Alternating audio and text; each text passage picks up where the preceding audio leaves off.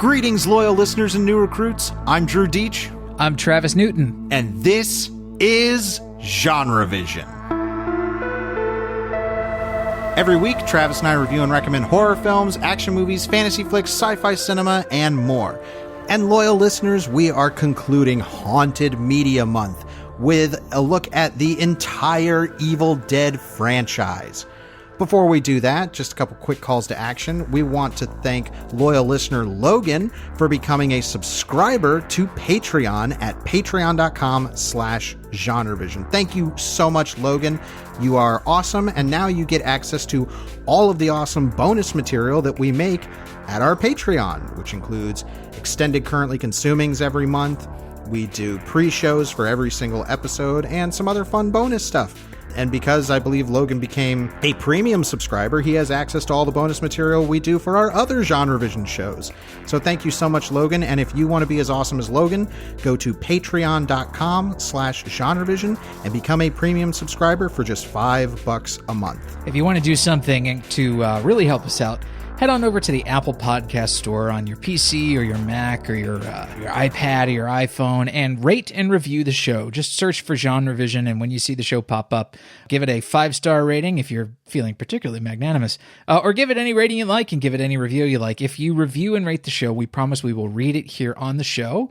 The real reason behind all this is we want to make sure that the show is consistently in the rankings in the Apple Podcast Store. It's important for visibility, and reviews are an important metric for that. Really, it's all numbers. It's a game, and we're asking you to help us play it. It would be a tremendous help if you did that. So we are concluding Haunted Media Month, which we should say was suggested by our Patreon listeners and then voted on by all of our loyal listeners. And we decided to close things out with probably one of the best haunted media movies and franchises of all time, Evil Dead, which started with The Evil Dead. And of course, the haunted media in this is a book, the Necronomicon Ex Mortis, roughly translated, the Book of the Dead. We've got two haunted media in most of these movies, or at least two. In the original film, which was finished and you know, it premiered in 81, I think, at a film festival, but it wasn't released theatrically until 83. You have the Book of the Dead, which was called Naturam de Monto, and you have some haunted incantations that were recorded. And so you have now two pieces of haunted media. You've got a cursed audio recording and a very cursed book. I have such a fondness for particularly the original Evil Dead, but this franchise in general. And I think I've said this before, certainly to Travis and maybe on the show, but The Evil Dead was the first movie I remember seeing. I'd already been like a big movie fan because I saw this in middle school, and I liked movies a lot and I was interested in them. But The Evil Dead was the movie that made me want to make movies.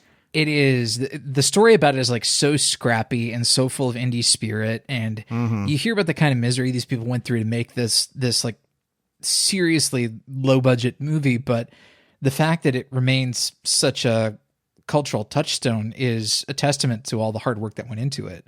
And everybody, you know, that is involved in a huge creative position on that film has gone on to have some sort of career in genre cinema. You're talking about people like Sam Raimi, Bruce Campbell, obviously, even Ellen Sandweiss, the actress who plays Cheryl in the film, has reprised her role in the eventual TV show, which is really fun to see. Hell, even one of the Coens worked on this film, didn't they? Joel Coen, yeah. He's, I believe, credited as some kind of assistant editor. This first movie, we could spend the entire episode just talking about the first movie because it was an incredibly important historically. It was one of the most banned movies across the globe. It was incredibly notorious. It was one of the most notorious video nasties during that era in UK censorship. Sure. And it was also marketed by a pull quote from none other than Stephen King. And so there's just this confluence of great lore around this first movie. But even devoid of that, just watching it's an incredible experience. Like the filmmaking that's on display is so like appropriately vicious and creative that it's okay that the story is paper thin. It's actually better that it is. Yeah, well, it's really a film about an idea and not so much a film about a plot. The characters are there to serve a really, really functional purpose. It's not like there's any huge amount of great character work going on in this movie, But the movie isn't about that. It's really about a situation, and it is the prototypical cabin in the woods horror story where a bunch of college kids go to a cabin in the woods, and one by one, they're all taken by an evil force. And so you have the extreme creative force of Sam Raimi turning this extraordinarily simple idea into something that is full of style. And I think it's easy to look back at Evil Dead now and say, well, it's corny, or it's laughable, or it's silly, or it hasn't aged well. And I don't vibe with any of those takes, man. No. Or people that think that the original Evil Dead is a horror comedy. It certainly has its moments of levity, but this was intended to be a ferocious horror film. It really wanted to scare people, and it did. It was a cultural phenomenon. And the fact that it's like so, I guess, tame by today's standards, you know, particularly in art house horror. I was about to say outhouse horror, which is a different kind of horror entirely. It's actually that you know what? That is actually a great descriptor for the original Evil Dead in a way. Like, and it may sound like it's denigrating. It's not. Like, this is a nasty movie, and of course, it's very easy to see all of the seams and everything. Particularly now that it's been remastered in 4K. Oh, sure. It looks more beautiful than ever, and actually that has made the seams much more apparent. But that is part of what makes it so endearing to me. Like, and sometimes the roughness actually adds to the effectiveness of the horror. Agreed. There's a bunch of stop motion animated effects in this movie, and they're pretty rough as far as stop motion animated effects go. Like, even in Evil Dead 2, when all the stop motion gets an upgrade, they're still pretty rough. But, the roughness of the stop motion in the original film, for me, adds to its charm. I was watching, to sort of get in the Halloween mood, I was watching some episodes of Garth Marenghi's Dark Place earlier today. If you haven't heard of that show, it's incredible. It's a horror spoof show from Britain. And there is this scene in the second episode of that show where a character played by Richard Ayoade says, of the effects, like, yeah, any eagle-eyed viewer will be able to spot the wires holding up the effects, but, those people are pedants. Like, it's people who go to a puppet show and look at the wires the entire time. If you do that, you're a freak. And it's meant to be a funny moment, but it's also fucking true. Mm-hmm. If all you're doing is focusing on the wires of the shitty effects, you know what?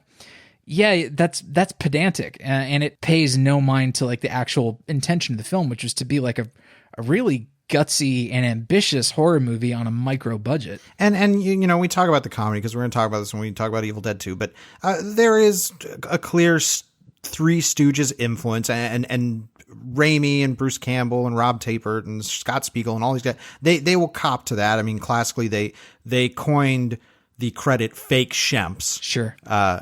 Which is a Stooge reference, and that credit, I believe, is in all of the Evil Deads. Yeah, it's meant to be like a body double kind of role. Right. Where it's like this person was on set in the makeup for one day or this one shot because the actor was unavailable for whatever reason, or they just, they needed to stand in to do X, Y, and Z.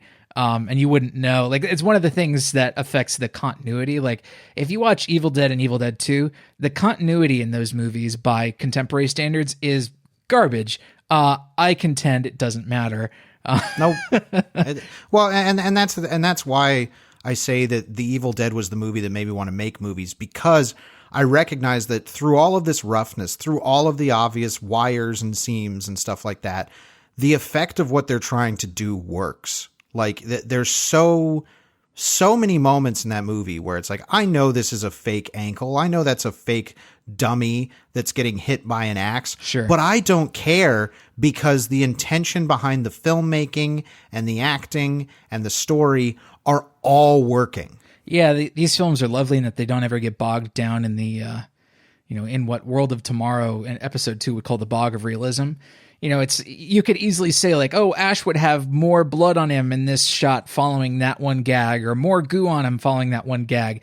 But it's like, if you look at the individual shot, you're like, well, does the shot look good? Yeah. Is it cool? Yeah. That's kind of what Sam Raimi wanted. Continuity and realism, fuck them. They didn't really work in service of the movie at all. So he didn't really give a shit. And the movies are way better for that. So the first Evil Dead, like I said, I could spend this entire episode talking about it. It's obviously got, it has notoriety for bad reasons, for the infamous tree rape sequence. Yeah, which is regrettable in a lot of ways. It is. I mean, it's certainly the intention behind it. We even talked about where it's like, this is to sell that it's not just, ooh, there's like zombies coming after you. The forest is alive and is a member of the evil that is going on. That intention is there, but yes, it is a very regrettable thing, and it's one that even Sam Raimi has copped to in later years. Like, I regret doing that. Yes, and you mentioned that it's the movie is about the sort of trees coming to life, and this is something that is mentioned 3 or more times in the movie. So the movie is trying to put forward an idea like, the demons live in the trees, in the forests, in the woods, and it is really a movie fundamentally about the theme of the fear of the wilderness and the fear of the outdoors. It's about the intrusion of the woods, the outdoors, into spaces we deem safe or shelter, whether it be our own bodies, our own minds, or our homes. That is really all Evil Dead is about on a thematic level. And we don't really get another properly thematic thing in the franchise until the remake, which is about a different thing entirely. And I don't want to put Evil Dead, the first one, away yet, but Evil Dead 2, there's a lot of oddly enough, a lot of confusion about Evil Dead 2 for young people who watch it, because the Evil Dead 2 starts with a recap of the first film. It's basically just a Cliff Notes version of the first film, because they didn't have the rights to use any footage from the original Evil Dead to just continue where the story left off. So they had to remake the first movie in a totally truncated, minimized version.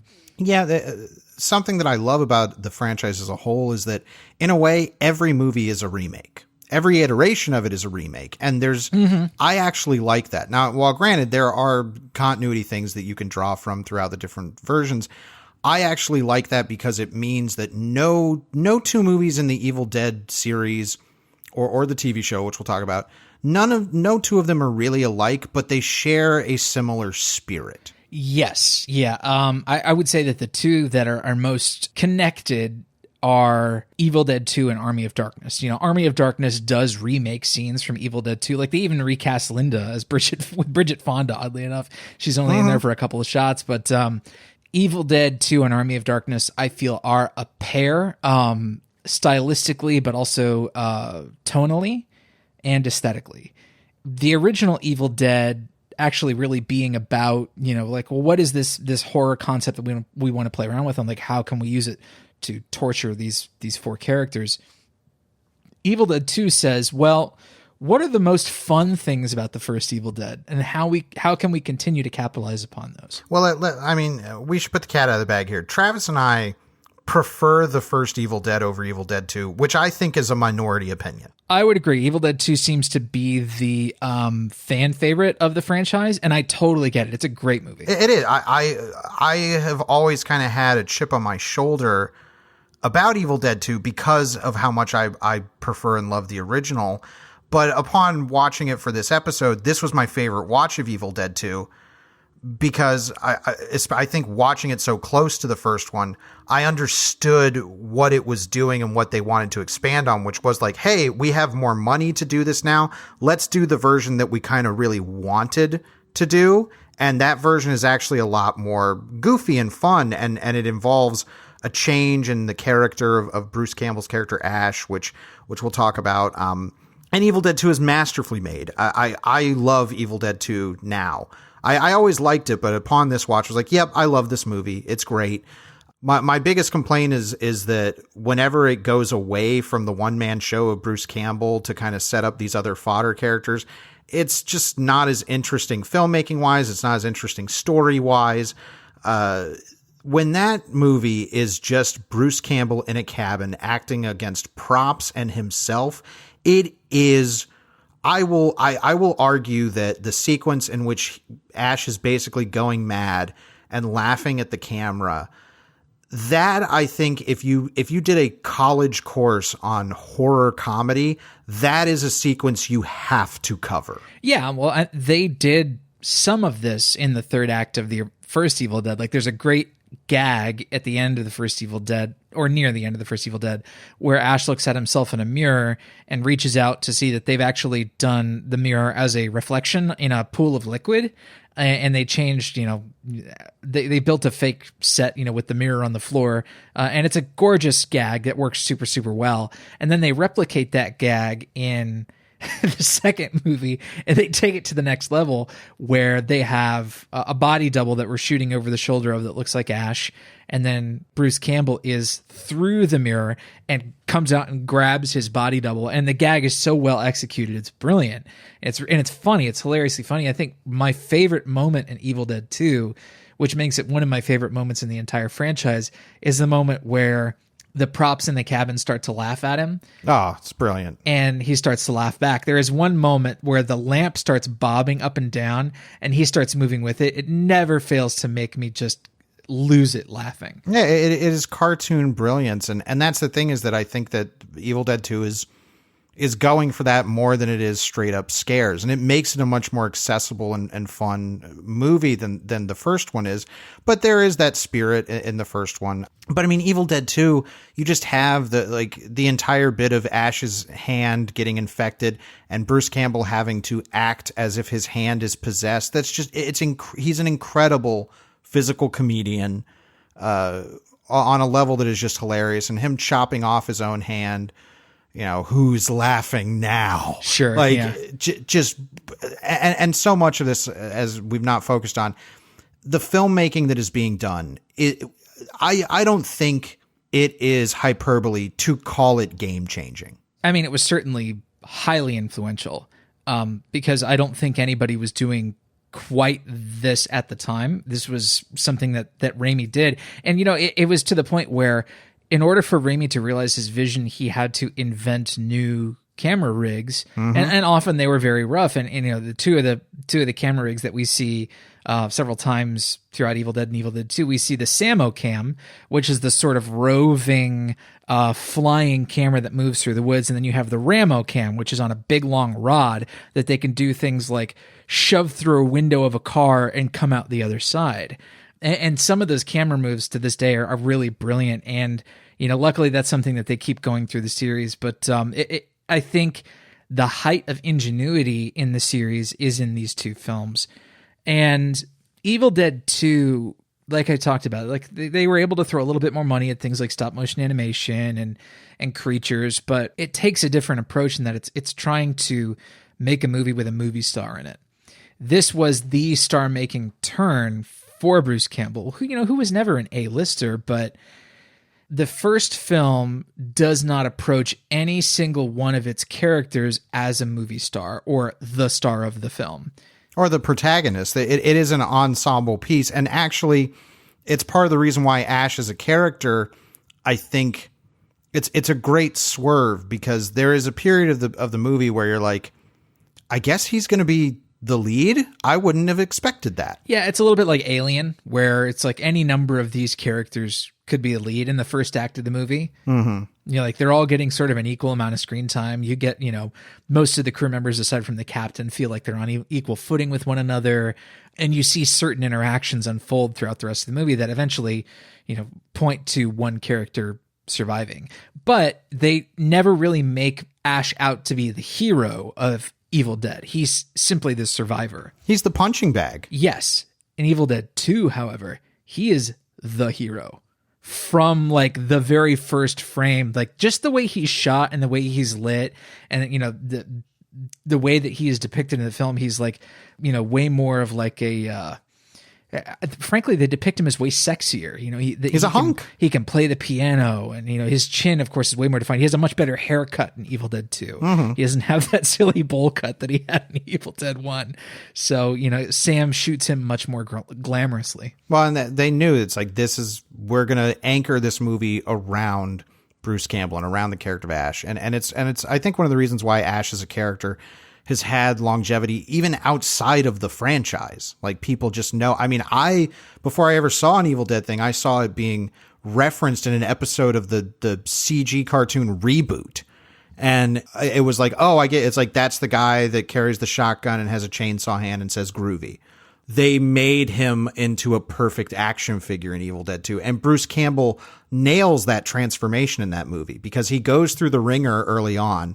And by the time you realize, like, wait a minute, I'm watching a movie where a guy has lopped off his own hand and then replaces his hand with a chainsaw. This is the kind of, like, out there cartoon doofery that I think so many kind of post-ironic projects try for and can't succeed because there's nothing ironic about the Evil Dead movies. Yeah, and one of the most fun things about Evil Dead in general is seeing just how far they're willing to push Bruce Campbell into being the sort of punching bag, like the kind of crap they put him through, and like how unafraid he is to be seen as goofy or silly, you know, doing all these sort of Stooges gags that they pack into Evil Dead 2. That actually, I think from my perspective, makes the character way more charismatic, attractive, and again, like sexy. Even they build him up to be a sex object in Army of Darkness. Like we're building to that through these movies. The moment in which we have this montage of him getting the chainsaw and his shotgun, he's getting his Superman costume in this sequence. Yeah. And there's this great dolly into him where he's got the chainsaw, he's flipping the shotgun. We dolly into this extreme close up and he says, groovy. It's the most lame thing he could say for the coolest character we just saw. And that's why it's brilliant. And that's why it's endearing. Yeah. Disco's dead and he's still saying groovy. And those sequences, like the groovy sequence that you mentioned earlier, like even in the first Evil Dead, I think they achieve that sort of rhythmic perfection of montage where the edits are so delicately placed and they form such a nice musicality, I guess, or rhythm. And it's just beautiful work. And you see that kind of stuff expanded upon with people like Edgar Wright, who understands this, you know, musicality and editing. That is, again, I think a revolutionary thing that we see from Evil Dead.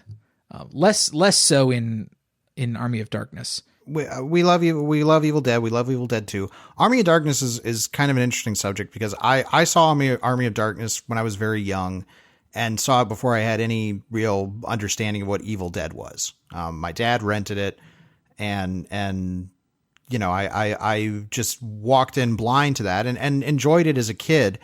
And it was always a movie I enjoyed. And I was actually kind of worried about revisiting it for this episode because I was like, I think I'm going to like it the least. But lo and behold, I loved Army of Darkness. It's really fun.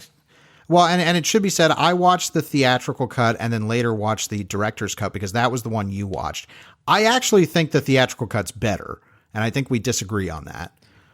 There are a couple of moments in the director's cut that I prefer. So I think I prefer the director's cut overall. The theatrical cut was the one I watched because it was the one that was on Stars. Okay. But I've seen the director's cut before. I think it might have been the first cut of it I saw. So that may have something to do with why I prefer it because it was just the first one.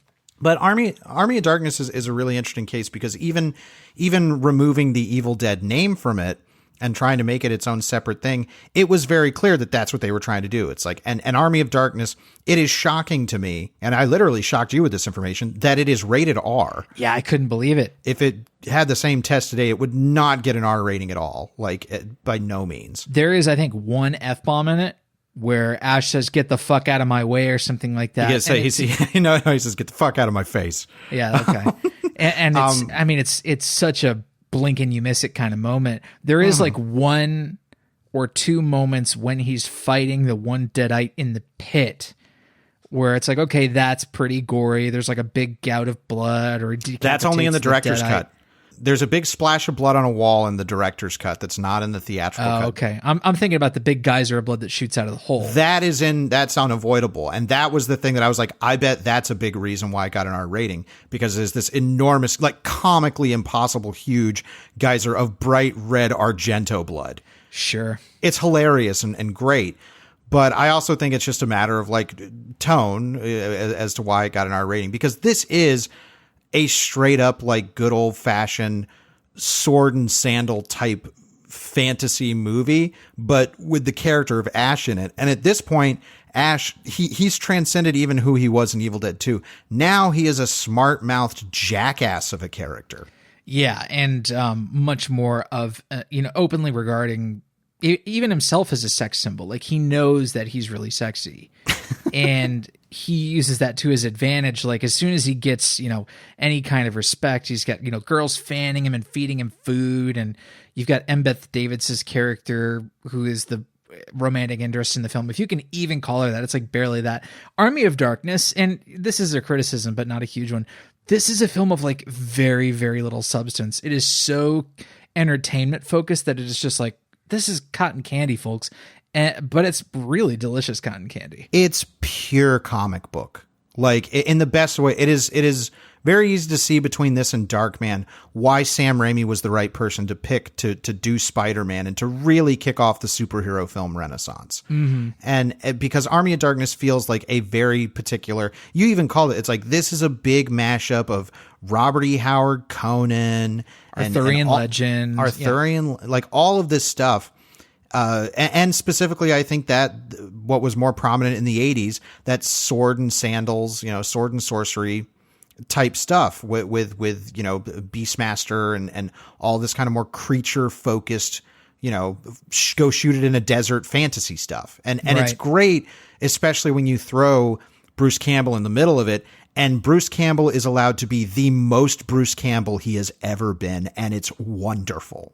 Yeah, he really is a fantastic lead for the film, and he's so beautifully quippy, and he delivers lines to like utter perfection. I think you said that this is the movie where he is at max charisma. For sure. Oh yeah.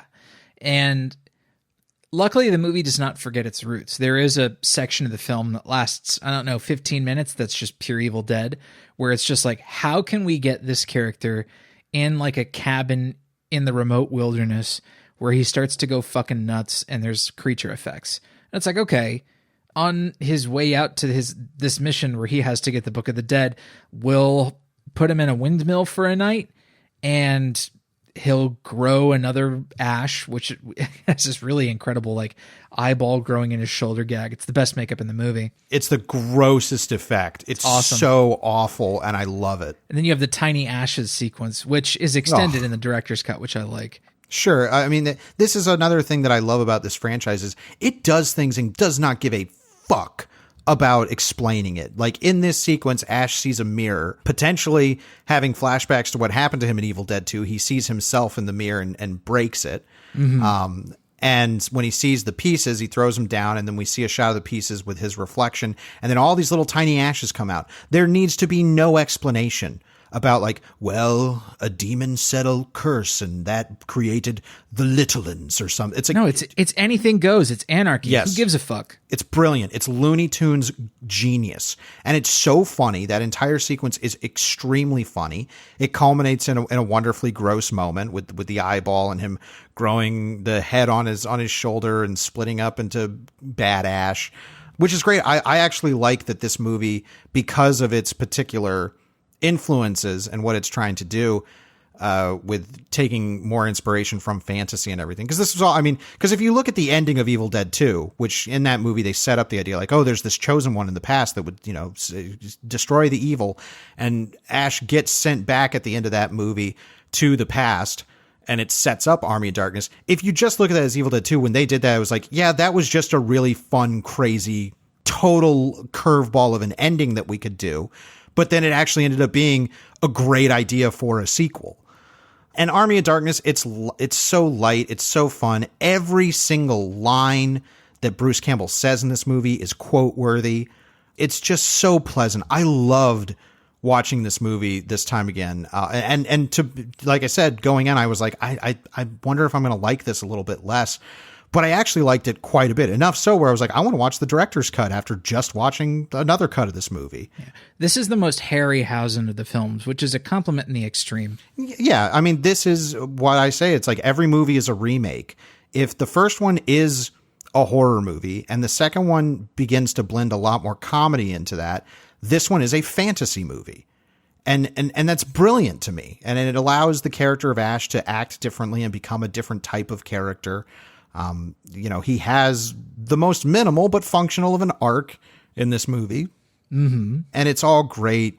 The director's cut ending where Ash has a Rip Van Winkle thing and wakes up in the future. It's like, yeah, that echoes the kind of ending that they went for in Evil Dead 2, and I would love to see that sequel, but I way prefer the theatrical ending because it kind of puts a period on the series. It does, and it's a really fun sequence where he's doing all this sort of, gun fu in the S-Mart, and, that became part of the lore. Like, Army of Darkness was the first one to actually build upon Ash as a character with a history. He wasn't just a dude who had a girlfriend, like he was in Evil Dead and Evil Dead 2. He was a housewares retail associate for S-Mart. Yeah, shop smart, shop S-Mart. I mean, you literally, I could just sit here and quote every line that he says because they're so good. Yeah, and that is a perfect marriage of script and performer.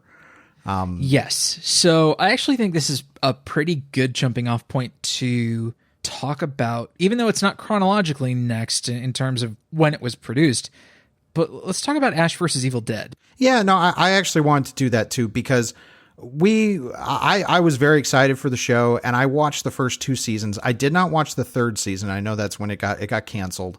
I have nothing bad to say about this show. I remember enjoying my time with it, and we both rewatched the pilot for this episode, and the pilot is extremely fun and captures exactly what you want. Directed by Sam Raimi. The evolution of Ash as a character in this, I think, is brilliant, in that now he is a fat Lothario. Yeah, well, it's like a remake, a reinvention. It doesn't really pay all of the attention it could to continuity, and that's brilliant. I think, it's really about finding like what's the correct Ash for this particular story. And for this story, it's like, well, we'll take elements from Ash that people will know, where it's like, yes, he's the super sexy Lothario character from Army of Darkness, but now he's an old man. Yeah, he's also, up there. He wears dentures. And in the first episode, they show footage from Evil Dead and Evil Dead 2. So it's meant to say, like, the things that happen in that movie did happen to Ash. And then the continuation of that we see in Evil Dead 2, yes, that also happened to Ash. Unfortunately, they just didn't have the legal rights to incorporate Army of Darkness officially as part of the canon of the show. Because it's owned by Universal. There's no S-Mart.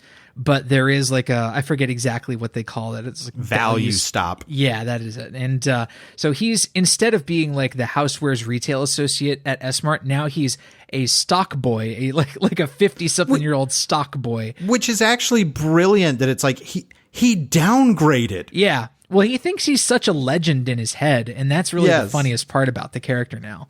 I mean, Bruce Campbell is still just eminently funny and just perfectly on and understands what to do with the character. He's always willing to make himself the clown if it works. Like, and it's kind of like having your cake and eating it too, because he gets to be the superhero and the chosen one, but he also gets to be the butt of every joke. Absolutely. And you know what? This may be his best performance dramatically, like his best performance out of any of the Evil Dead stuff. Like, yes, he's an incredible physical performer and an incredible comedian.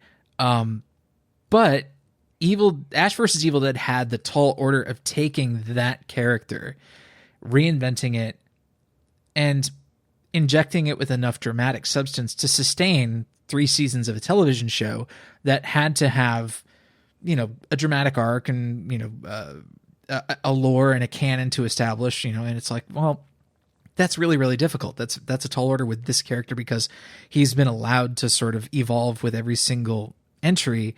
And here it's like, well, we got to start with a version that people will recognize, but it really is quite a big reinvention once you think about what they had to do. And it works. It really works. And they were able to take the sort of lore of the series and turn it into something cohesive. It's still not, super, super fleshed out, but it doesn't matter because the the bullet points hit. Like, and that's what is always, that's the only thing that has ever mattered about the Evil Dead franchise is you get the bullet points. And Ash vs. Evil Dead, I love it. Outside of the Evil Dead franchise is just a show that was committed to good creature effects. Of course, there's digital stuff, but there is so much practical monster shit in this show, and it's beautiful. Yeah. There is a little bit more CGI than I would like in that pilot. But I think as the series went on, it showed its willingness to continue to prove its commitment to practical effects. Like when I watched season 3, I was like, oh, you know what? You know, the way it's using digital effects is like totally inoffensive, and they're relying way more upon the practical stuff that I love. And, you know, every episode makes sure to feature some big effects sequence. And, you know, it's got a variety of directors, even people like Michael Bassett, who directed that really bad Silent Hill sequel. And the series allows those directors to shine with an established visual language that Sam Raimi set forth. So I think of the show as a success. Was it absolutely incredible golden age TV? No. But that's not what Evil Dead has ever been. Exactly. Evil Dead is kind of magical because it has maintained a nicheness. It has never gotten to the popularity of like Halloween or Nightmare on Elm Street. It is kind of really stuck to its particular audience, which I think is kind of great.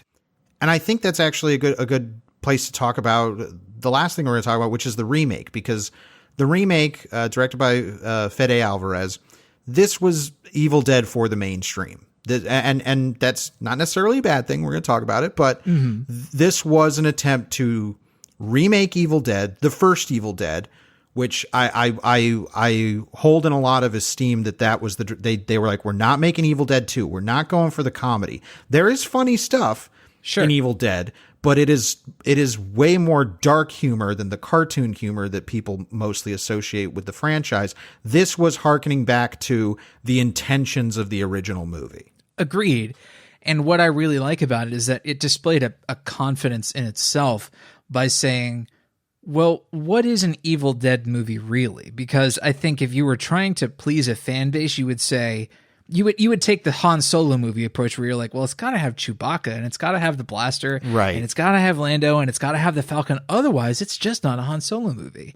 And I feel like a lot of people would be inclined to say, well, if it doesn't have Ash, it's not Evil Dead. But that's not true. Evil Dead is more than Ash. And in fact, you can do something that is Evil Dead as fuck and not have Ash in it at all. And I think the remake proves that, because it does a pretty damn decent job of saying, well, here's what this original movie was doing. Here's our spin on it. And there's something very different thematically at the heart of this movie that I actually quite like, because the movie does pay it some fairly good dramatic service. But yeah, I think of the remake as it's not a great film, but it's a successful film. I agree. I think that Evil Dead, the remake, I think it falls into some certain traps, maybe either of its time or just of kind of where cultural expectations of what a, quote, scary supernatural horror movie should be.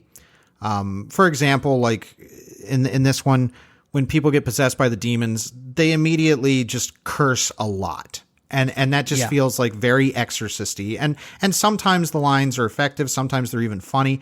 But after a point, it just becomes like, I became very numb to that aspect. It's like, this just feels, I'm not trying to be a prude, because it's not the cursing that I'm not offended by it. It's just like, no, it's just not effective. It just feels like a shortcut. Yeah. Well, I mean, you're talking about the worst aspect of the movie, and that's the dialogue. I had the privilege of reading the leaked screenplay, which was a draft that was not the shooting script, before the movie ever came out. And it was mostly there on the page. There were a few big differences, like instead of Mia fighting the Abomination as herself in the end, the Abomination was this like Frankenstein's monster of like the 4 friends that died. And I was like, well, that's not going to come across very well on film. And luckily they were like, okay, well, we'll just have it be Mia. And I'm like, that's perfect. That's thematically correct. But the dialogue in that script was really bad though. And they knew that they had to do something about that. And so they brought on several writers uncredited, one of whom was Diablo Cody, who of course is known for her very particular brand of dialogue, to polish this thing up. Well, I definitely think whenever you're doing a remake, there should be a key question is like, why remake this? What can we do or say with this concept that is going to be original enough? And the idea in this one also had, I think they had another obstacle they had to combat, and I think they did it very well, is not only do they have to justify themselves as a remake, they have to justify a type of movie that had basically become a joke. Like, you can't do kids in a cabin horror movies anymore. Like, you couldn't do, eventually we had The Cabin in the Woods, which was a giant essay on that entire storytelling concept.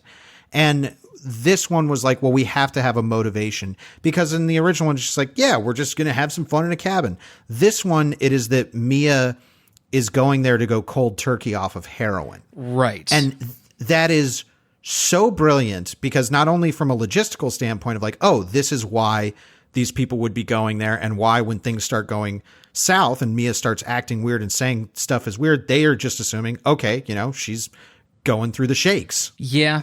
It's a smart idea. I don't think it's executed as well as it could be. In fact, there are some scenes where it's executed really poorly, but the core of the drama isn't even about addiction. The core of the drama is saying, what kind of self-destructive behaviors do we put ourselves through when we're taking care of our loved ones? What do we risk by trying to save our loved ones from themselves? Because there's this stuff between Mia and her brother David where she talks about, like, I was the only one who took care of our mother at the end of her life, and she suffered from severe, like, dementia or illness, and you weren't around, and this was really hard on me, and I resent that, and I, our relationship isn't good. The movie takes its time to talk about this kind of stuff, and it's not doing a great job of it, but it is at least making a concerted effort to be like, the movie is about this. And the movie is about saying, like, what do we put ourselves through to save the ones we love from destroying themselves? Well, and I really appreciate the movie striving for it, because I think there was an easier route to take by being an Evil Dead movie, which is they could have just been a very straightforward, simple remake, and maybe people would have enjoyed it because they're coming there for the intense gore and the strong filmmaking. And to be fair, the intense gore and the strong filmmaking are both extremely successful in the remake. Yeah, man. I can't think of a bad gore gag in the movie. They're all fucking great. The one chick cutting her arm off with the electric knife. Holy shit, is that cool? Fantastic. It's all practical, man. They do such a great job with it. I mean, this is a movie that ends raining blood, which of course was a brilliant way to get around the MPAA censors of like, well, in the end, we're going to have literally a giant fountain of blood, and we may not be able to get an R rating. So we'll just have it raining blood, so you can't tell where one begins and the other ends. It's totally brilliant. And when I read the screenplay for that, I was like, well, the blood rain is going to go. I was like, they're not going to do that because they're not going to figure out a way to make that look good. And I can guarantee you it's out of the budget. Well, they figured out how to do it, and they figured out how to make it look really good. Like, that whole sequence with the blood rain looks fucking dynamite. Yeah, the climax is fantastic. The big pinnacle moment of Mia shoving the chainsaw down the abomination Mia's throat and just feast on this motherfucker. Yeah, it's a great one-liner. It's a great one-liner. Just the image of that and them holding on this puppet that is just deep throating this chainsaw. Yeah. Yeah. And she's shotgunning just gallons of blood. It is beautiful. Like, and I mean that in all sincerity, like, it is beautiful and joyous in the way that we want from these kind of horror movies. There's a part of me that thinks that the remake is almost a little too polished with the filmmaking. It looks very good, but that may harken back to my love of the first one. I'm like, I actually want it to be gnarlier and nastier in the filmmaking because it looks too sleek for as ugly a movie as it's going to be. It's real slick, and they're accomplishing a lot of the same tricks, like, the roaming Samo cam. And it's like, well, that's a lot easier to do now when you have like rigs that are designed to do that kind of stuff, rigs that were built based on the kind of innovation that people like Sam Raimi and Rob Tappert and everybody else involved in the production, that they were pioneering and like duct taping together. And so the movie gets to have those tools at its disposal, and luckily it does not abuse them. If it had abused them, and particularly tools like computer generated stuff, like there's definitely some gags that are assisted with CG in the film, but they never really abuse it. The movie looks really good and very polished. And I do agree that in some scenes it's like, yeah, maybe this looks a little bit too nice, but I can't fault it for looking pretty damn good.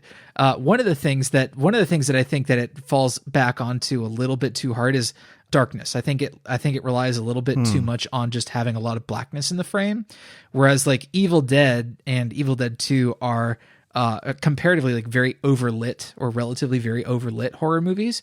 And I don't think that's a problem. It's not flattering for the kind of filmmaking. Like you can see all the seams in the Henrietta monster suit, but who gives a shit? Yeah, because it's absolutely joyous. And I think it's interesting. When I was going into this, my assumption was that Army of Darkness was going to be my least favorite of the franchise.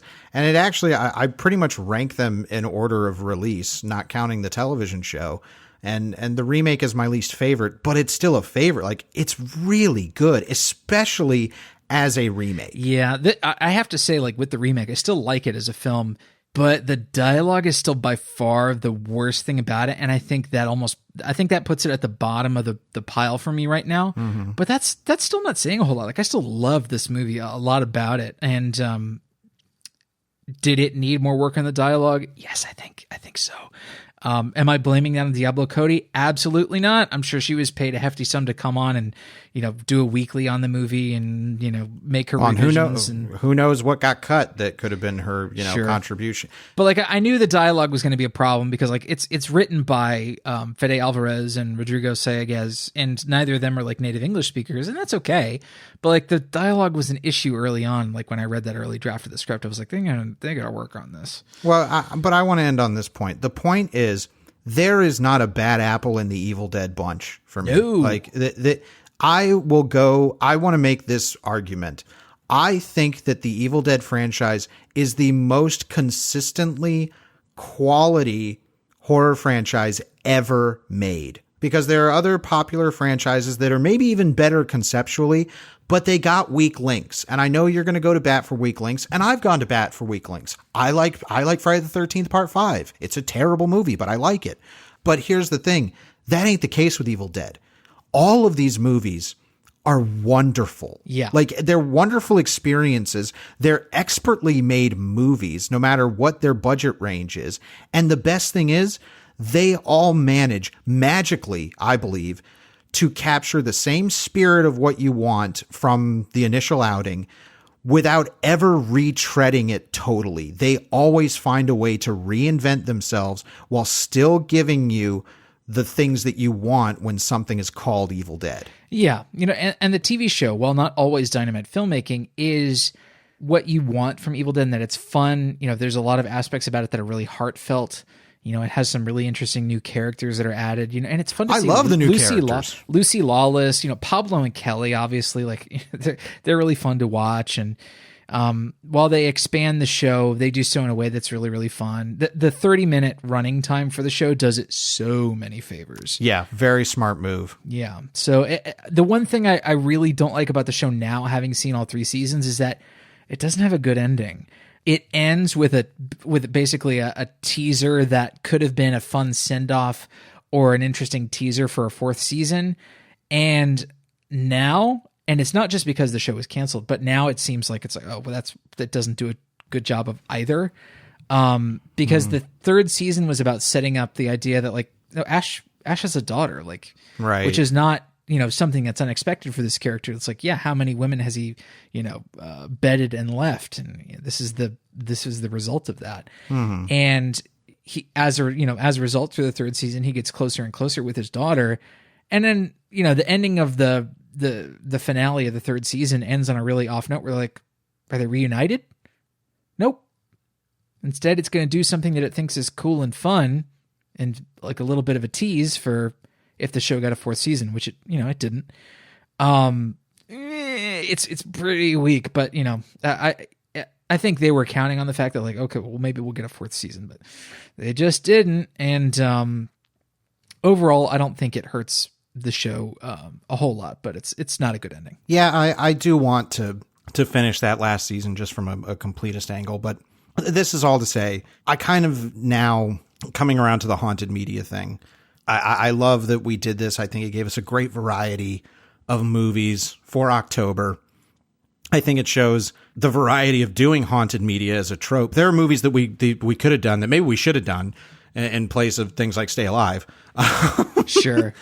This might even be one that we revisit if people like the theme well enough, because there are a lot of movies that take this idea of haunted media. Because we didn't talk about the Necronomicon that much. I think it's a great, obviously it's inspired by the writings of H.P. Lovecraft. And well, I mean, these movies that we chose for this month really weren't all that about haunted media. They just used haunted media as sort of a jumping off point to do what they wanted. And that's cool. But I don't know if the movies we chose say a lot about the idea of haunted media. Except Cairo. Yes, that's true. That's the one that the haunted media has a direct impact on the theme. The other ones, they are vehicles for a particular story that wants to be told, regardless of the delivery system of the haunted media. Mm-hmm. Yeah. And that's the case with Evil Dead. Like, the Necronomicon is both the most important thing and the least important, goober in the series. And that's okay, because these movies are joyous. I think this is a perfect Halloween franchise for the month of October. Oh, yeah. It captures everything that's wonderful about the spirit of the season. It's goopy, gory, but it's also there is such a sense of play in every movie that I think it continues to fill me with joy. And I'm so glad that we did this, and I'm so glad that we ended the month with this, because it only reaffirmed my love for this franchise, my love for pretty much every movie. Like, the only one would be the remake, but even then it's like, no, but I still think it's very, very good. It's just I don't have that same strong affection as I do for the others. So I can't recommend the Evil Dead movies enough. If you haven't seen them, they're necessary watches. If you have seen them, but it's been a while, please watch them, because they are some of the most fun you will ever have watching movies. So I think we can transition over to the shelf, where we pick a movie that acts as a good pairing or substitute for our main topic. And we encourage you, loyal listeners, to go to GenreVision.com, comment on the post for this episode with your own shelf picks, and we will feature them on next week's episode. Travis, what are you going to pull off the shelf for the Evil Dead franchise? The Evil Dead movies, being what they were actually big hits in Italy.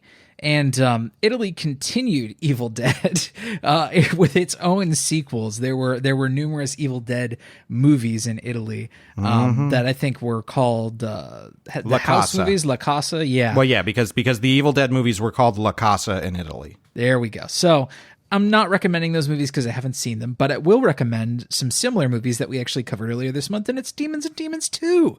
If you have not seen Demons and Demons 2, they are on Shudder. Shudder is only like $5 or $6 a month, and those movies are really, really fun. If you're looking for something for spooky season, which is not over yet, watch Demons and Demons 2. They're silly fun that manages to capture some of what makes Evil Dead so special, and it captures enough of it to make them worth a recommendation. So that's where I'm at. Drew? Well, I would say even more so than the Christmas holiday, so you should keep Halloween in your heart all year round. Keep spooky season going, baby. That's right, because it's the best. Well, I'm also going to recommend a movie that we have covered on this show before. Look, it's going to be difficult to get your hands on, but if you can, please see The Boxer's Omen. Oh boy, yeah. We did an episode on it earlier this year. It is by far one of the best episodes we did of this year. It's one of the best movies, potentially the best experience we had watching a movie this year. It is so insane and just so creative at every turn, like the Evil Dead movies are, but in a way that is representative of a very different culture. And it's incredible. Like, watching that movie, and listen to our episode where we basically are trying to remember a shared dream. There is not much to say critically about The Boxer's Omen. It's just talking about what happens, which is so fucking nuts. It is such a cool movie. If you can get your hands on it, there are ways. We recommend you do so, because if you want something that's like totally out there, not hesitant to throw any kind of like weird creature at you, just fucking do it, man. The Boxer's Omen. It's great shit. Well, let's head over to the listener shelf picks for last week's episode on Pulse, or Cairo. The first one is from loyal listener Eric Fuchs, who picked the video game Death Stranding, which I have not played, but Travis has, and I think would agree that that's a pretty good pick. I played most of it, so sure. Okay. Mr. Milksteak had two shelf picks. Vanishing on 7th Street, directed by Brad Anderson, and John Carpenter's Prince of Darkness. Great shelf pick. Really cool movie. JT went with the 1988 film Pulse about evil electricity, which I've always meant to see. It's one of those movies nobody talks about from the 80s. Word. And loyal listener Hob went with Cure, which is the other film from the same director, Kiyoshi Kurosawa. And finally, Stephen Nesbella had the film I Kill Giants, which I'd never heard of before. And he says that it is an indie movie that's a fun special effects romp with a one-punch man punch to the feels, eyeballed hard and ugly. So yeah, trust me. I mean, Pulse was a very feel-bad movie for us, but we are very thankful for everybody's shelf pick recommendations, as we are every week. Thank you so much. Let's do some currently consuming. Nom nom nom nom nom. Travis, what's been on your plate? Doom Eternal. I've been playing Doom Eternal. Oh, you have? I was just thinking about that the other day because I started replaying Doom. It was on sale for half off, so I was like, okay, yeah, this is my time. It is my time to shine. I do not recommend Doom Eternal. It is for the first few hours that I'm playing, it's not terribly good. It changes way too much about the experience from the Doom 2016 reboot, which was like so good and so streamlined. Yeah, I love it. Yeah, I'm not having that great of a time with it. They changed one of the big mechanics in the game, and that's how often you have to get ammo, or how frequently you run out of ammo. In Doom 2016, you were given a chainsaw, and you chainsaw an enemy, and a whole bunch of ammunition comes out. In this game, they want to make sure that you're doing that at least 2 or 3 times in every fight. And it breaks up, I find for me that it breaks up the flow of combat so much to be constantly redirected to resource management. I'm just like, I didn't have to think about this in the last game, and yet the last game, there was nothing wrong with that. Like it's so intuitive. The flow state that I got into in the last Doom was not inhibited at all by like giving me the ammunition that I needed to have the fun that the game wanted me to have. So I don't fucking know why they changed it. It's a really strange choice. That's a big thing. That sucks because I felt the chainsaw mechanic in Doom was so brilliant because it was a risk reward thing where it's like you have, I think it was 3 uses of it. Yeah. And it's like it's an instant kill and it will get you ammo, but you're going to have to get in close and you can only use it 3 times, so you better pick your battle wisely. Yes, and then, how many units of chainsaw fuel you use is based on what kind of demon you're going to saw through. Right. That doesn't change here, but like really you only want to be sawing through what they call fodder demons, which are like basically the human-shaped demons. Yeah, the zombies and stuff. Yeah. And then they make the demons in this one, usually most of the demons are not as bullet spongy as they were in the previous game. Instead, there are new demons that take on those sort of bullet sponge roles, which is okay. That's fine. But like one of the things that really turned me off is like they add a whole bunch more mechanics that it's like still to right now I'm like not entirely sure how to use all of them. It's like the upgrade system, and like there's a hub world between levels, which makes the game feel less linear. You're jumping between a whole bunch of different locations on Earth that don't really actually feel like Earth. They're just sort of like various metal album cover hellscapes. It's not the kind of sleek, streamlined, super fun experience that the first one was. I can't say I recommend it. It just sounds like it wasn't broken. They tried to fix it. Yeah, I would agree with that. Oh, man. Well, I'm glad I didn't take the plunge on it, but... we'll always have Doom 2016. That's right.